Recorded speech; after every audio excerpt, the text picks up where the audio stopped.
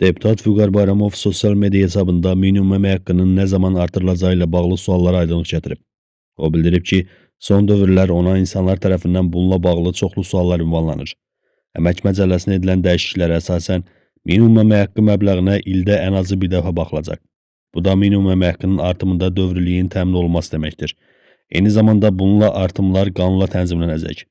Minimum əmək haqqındakı artım sadəcə aşağı maaş alanların deyil, eləcə də vahid tarif cədvəlinin bütün pillələri üzrə artımları təmin edir. Belə ki, dövlət büdcəsindən maliyyələşdirilən sahələrdə çalışan işçilərin aylıq tarif maaşları minimum əmək haqqı artılarının bir ay müddətində yeni məbləğə uyğunlaşdırılaraq artırılır.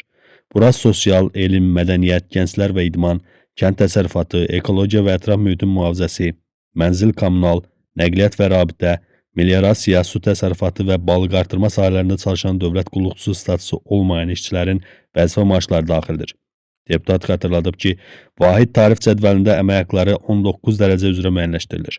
Hazırda ən aşağı maaş 400, ən yüksək isə 1150 manatdır. Minimum əmək haqqının dövrü olaraq artırılması praktik olaraq bütün dərəcələrə şamil olunacaq. Bu zaman maaşın minimum səviyyədən az və çox olması xüsusi önəm daşımır. Bütövlükdə minimum əmək haqqının artırılması 700 min vətəndaşımızın maaşlarının artmasına səbəb ola bilər.